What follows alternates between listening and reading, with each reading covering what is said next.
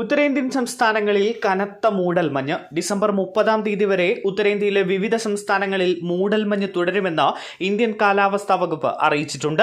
ഡൽഹി, ഉത്തർപ്രദേശ്, പഞ്ചാബ്, ഹരിയാന, ചണ്ഡീഗഡ് എന്നീ സംസ്ഥാനങ്ങളുടെ ചില ഭാഗങ്ങളിലും അതിശൈത്യം തുടരുമെന്നും കാലാവസ്ഥാ വകുപ്പ് പറയുന്നു.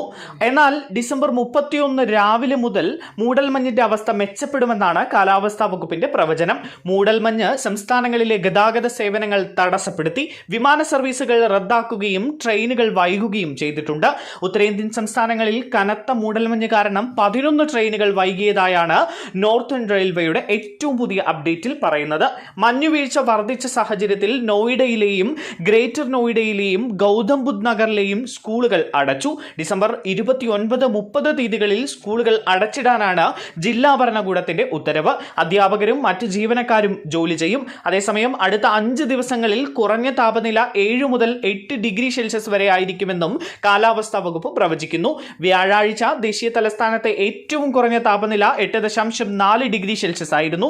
വ്യാഴാഴ്ച അർദ്ധരാത്രിയോടെ ഇന്ദിരാഗാന്ധി അന്താരാഷ്ട്ര വിമാനത്താവളത്തിന് ചുറ്റുമുള്ള പ്രദേശങ്ങളിൽ ദൃശ്യപരത പൂർണ്ണമായും കുറഞ്ഞതായി വാർത്താ ഏജൻസിയായ ANI പങ്കിട്ട ഒരു വീഡിയോയിൽ കാണാം. എന്നിരുന്നാലും ഇപ്പോൾ സ്ഥിതിഗതികൾ ഗണ്യമായി മെച്ചപ്പെട്ടു വരികയാണ് എന്നും അറിയുന്നു. അതിനിടെ മൂടൽമഞ്ഞിനെ തുടർന്ന് ഉത്തർപ്രദേശിലുണ്ടായ 2 വ്യത്യസ്ത റോഡ് അപകടങ്ങളിൽ 6 പേർ മരിക്കുകയും 12 പേർക്ക് പരിക്കേൽക്കുകയും ചെയ്തു. കഴിഞ്ഞ ദിവസം ഉത്തർപ്രദേശിൽ കനത്ത മൂടൽമഞ്ഞിൽ നിന്നുള്ള ദൃശ്യപരത കുറഞ്ഞതിനെ തുടർന്ന് റോഡ് അപകടങ്ങളിൽ 4 പേർ മരിക്കുകയും 6 പേർക്ക് പരിക്കേൽക്കുകയും ചെയ്തിരുന്നു.